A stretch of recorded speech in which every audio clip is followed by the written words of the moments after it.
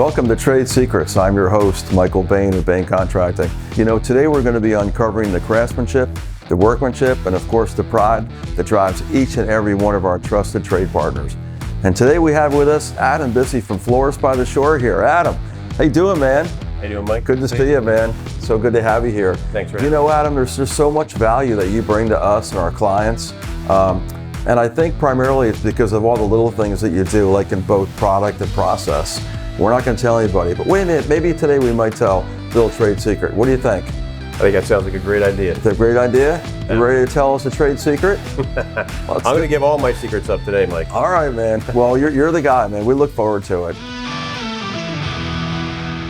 Just like you put a lot of faith in me and what I do, I have to equally put a lot of faith from my company into the products that we purchase. And so we vet a lot of companies. We've used a lot of materials over the years. And we've really honed in and focused on a company called Allegheny Mountain Hardwood Flooring, Hickman Lumber Company. And there are a lot of reasons that we like them, but they have the same values that we have. Small family-run business, not a big corporate business. They actually have their own forest that are FSC certified, which is the Forest Stewardship Council. So they maintain these forests that they are going to thrive and be there for our kids and our kids' kids and for generations to come. And because they do that, there's less forest fires. The wood is amazing because it's in the north. So there's a very big difference in the quality of the wood you get from the north and the south. And one of the main reasons there is that wood from the southern part of the country can grow all year round. Oh. And wood from the northern part of the country has much shorter growing seasons. Okay. But when it does grow, it tends to grow tighter in grain, and it's a much more stable wood than you'd get from the south, and it just looks different. Wow. Has a much better appearance, in my opinion. So I really want a wood that I can stand behind, and that's why I've partnered with a company like Allegheny Mountain Hardwood Flooring. They offer a wide variety, like many companies out there. We can get plain sawn flooring, we can get rift and quarter sawn. Okay. We can get solid, we can get engineered. Okay. We can get different thicknesses of the veneers. Yeah. Tell us a little bit about the engineer and misconception out there. People think years ago anyway, it was like a little bit of a lesser of a product. When they heard engineer, they automatically, they'd ask me, hey, this is just a pre-finished thing. Is it any good? Talk to that.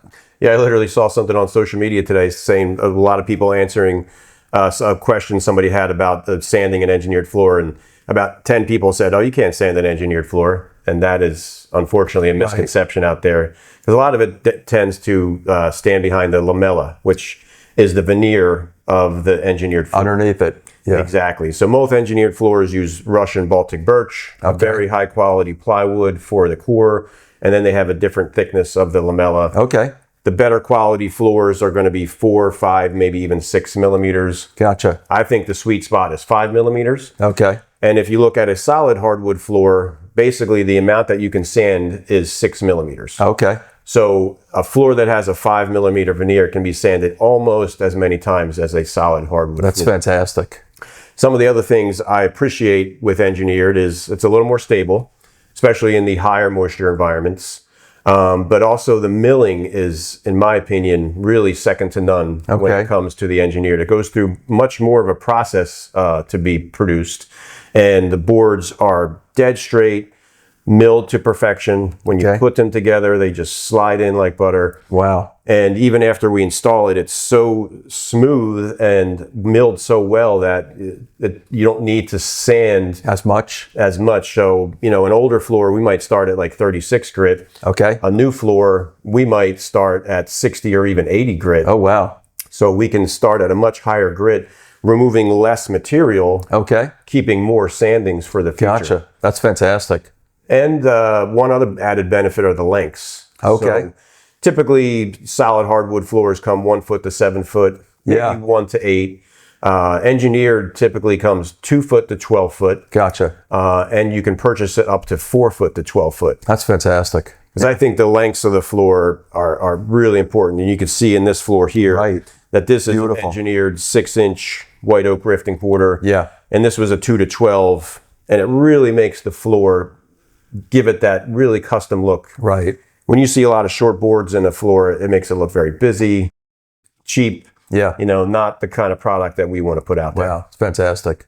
This homeowner and I, we met several times at our showroom and honed in exactly what they liked, set expectations for color and width and length and all that. But what we chose to work with here was white oak, rift and quarter sawn. So there's several things that rift and quarter sawn give us. First off, it is a very elegant look. Looks very different than a plain sawn flooring that has very big exaggerated Sure does. grain. Yeah. The grain is very linear, and one of the things that's great about rift and quarter sawn is its expansion and contraction, and that is more top to bottom than left to right. Well, why don't you tell us about the moisture content and how that works too? How does that apply to that too? Sure, yeah. So honestly, the most important thing when it comes to installing floors is normal living conditions, which you and I both agree on this, because this helps not only the wood floors, but the trim and everything that's being constructed in the house. So you're talking about while we're building the home, to try to maintain that balance of those conditions while we're building the house. Exactly. Acclimation. Okay. Acclimation. If you remember before we put these floors in, we were running some dehumidifiers to get everything even more to the standards that we needed to. Because at the time, heating was running, but we needed to drop the moisture content of the subfloors and the wood itself, so that when it's installed and it's going to be here for generations and years to come, it's going to remain flat, no gaps, which is exactly how it looks now a year after it was installed, because we did everything that we needed to do to make sure that it was installed in the moisture content that it's going to live in. Yeah, so Mike, this is a loop pattern that the owners and I discussed. She showed me some inspiration photos that she found online, and we put it together that this is what she wanted, a loop pattern. We mill these ourselves so that we can line it up perfectly pattern-wise to the space that we're working in. We have very few restrictions when it comes to milling it ourselves. Because we can make these squares any size that we want. Gotcha. And for the most part, everything is a 6-inch here, except for the actual outside triangle here, and that's a 7-inch piece. And we were able to really customize it and hone it into exactly what the owner wanted, creating a really beautiful statement piece when you walk in the front door. It's beautifully scaled, Adam. Speaking of trade secrets, we're standing on a little piece right here of a trade secret, right? I mean, how do you get these things, these boards, to all line up to come out to the very end? I mean, I see where you're starting out right here, but it looks a little kind of tricky. Talk to us about this.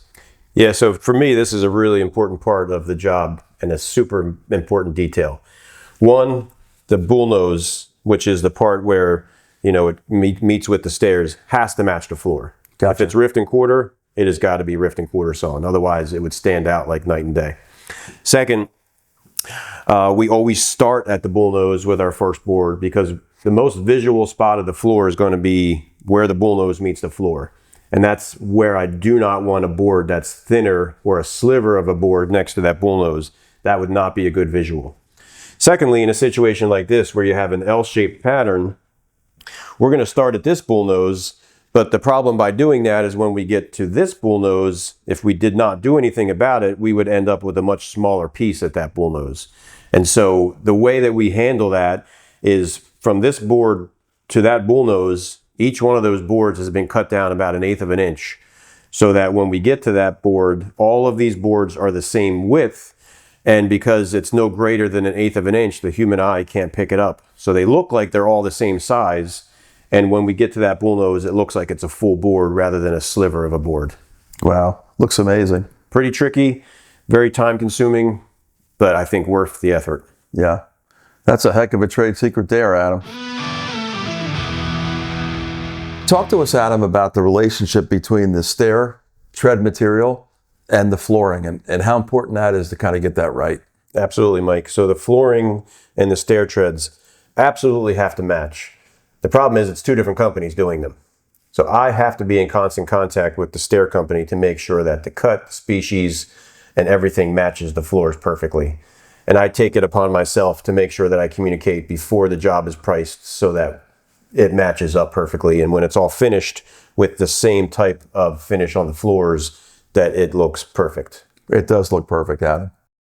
You know, Adam, that's incredible trade secrets right there, man. Thank you so very much. How can people find you? They can find us online, Instagram at Floors by the Shore, our website, floorsbytheshore.com. And even better yet, they can come to our showroom and see everything in person in Belmar, New Jersey. That's fantastic. Thank you everyone for watching Trade Secrets episode number 1, where collaboration and workmanship come together.